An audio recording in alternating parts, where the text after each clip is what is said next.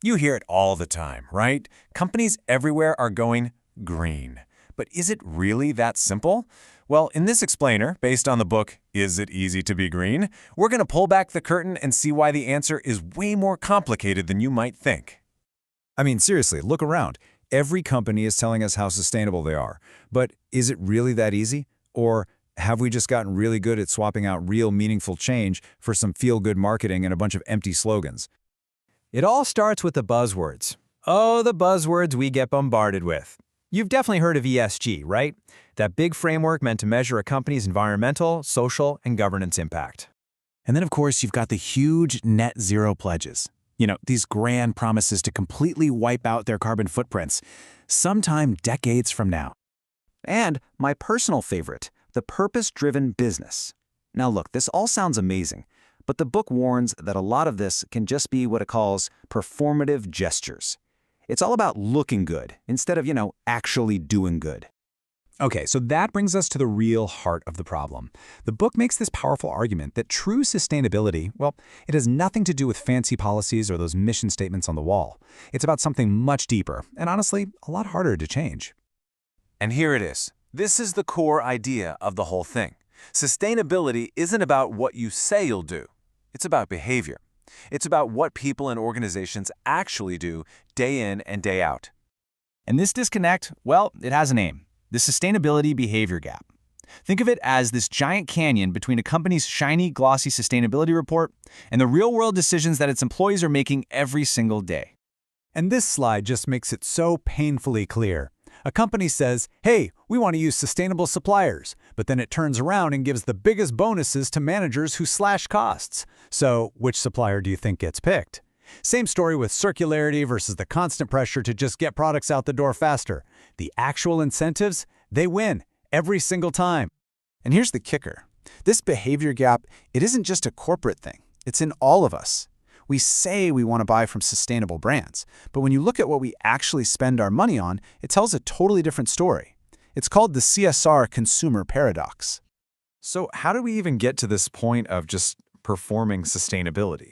Well, it turns out for decades now, companies have been building this whole toolkit of frameworks to try and get a handle on social responsibility.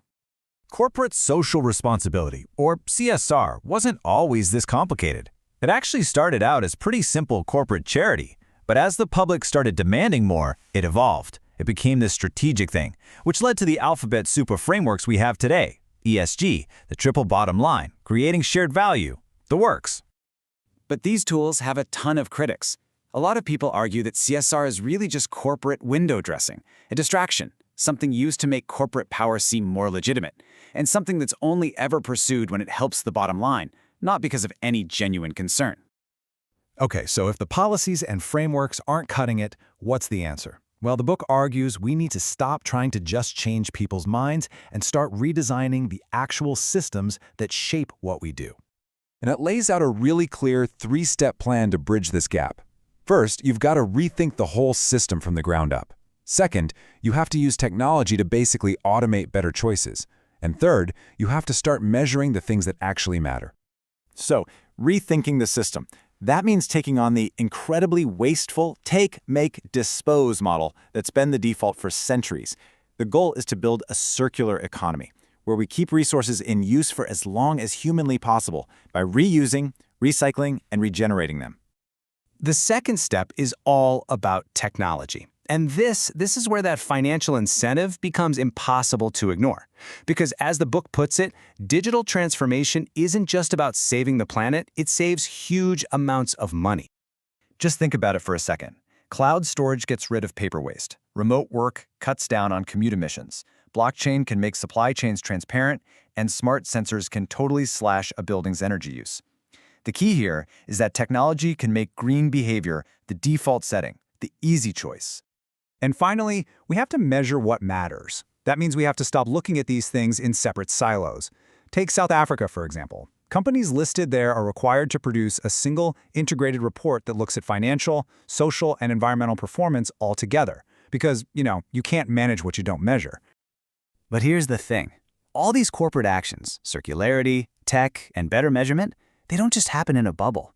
they actually line up with a much bigger global mission to build a sustainable future for every single one of us. And that mission is guided by these 17 goals. The Sustainable Development Goals, or SDGs, were adopted by every single United Nations member state. They are literally the world's shared blueprint to end poverty, protect the planet, and make sure everyone can prosper. And what's so brilliant about them is how interconnected they are. The goals recognize that you can't separate the well-being of people from the health of the planet, and you can't separate that from economic prosperity and peace. It's all one big puzzle. It has to happen together. So, after all of this, we can finally cut through the noise. The next time you hear a company going on and on about its purpose, its amazing ESG score, or its net zero pledge, You can ask the only question that really matters. Forget what you say. What do you do? What behaviors does your company actually incentivize? What actions do you reward? That is the true measure of sustainability.